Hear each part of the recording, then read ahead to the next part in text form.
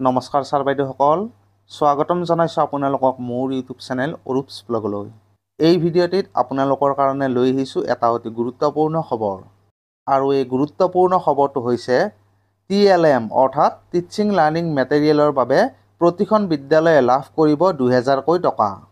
আপোনালোকক পুনৰবাৰ জনাইছোঁ, টিচিং লাৰ্ণিং মেটেৰিয়েল প্ৰস্তুতকৰণৰ বাবে প্ৰতিখন বিদ্যালয়ে লাভ কৰিব 2000 টকা।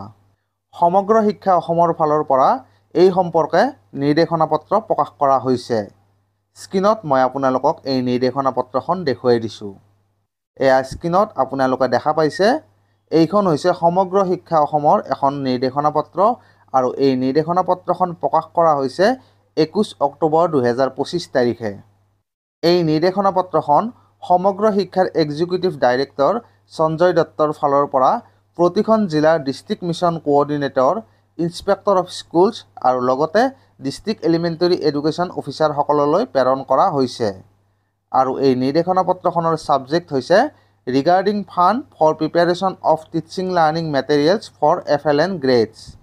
অৰ্থাৎ FLNৰ টিচিং লাৰ্ণিং মেটেৰিয়েলৰ প্ৰস্তুতকৰণৰ ফাণ্ড সম্পৰ্কে এই নিৰ্দেশনা পত্ৰখন প্ৰেৰণ কৰা হৈছে।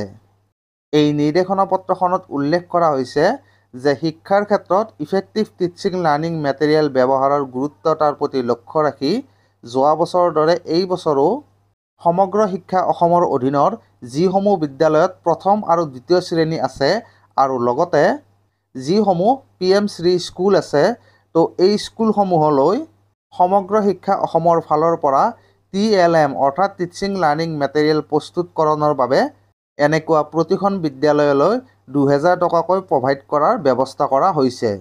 এই 2000 টকাৰে প্ৰতিখন বিদ্যালয়ে লিটাৰেচি আৰু নিউমাৰেচিৰ প্ৰত্যেকৰে এটাকৈ TLM অহা 10 নৱেম্বৰ 2025 তাৰিখৰ আগত প্ৰস্তুত কৰিব লাগিব।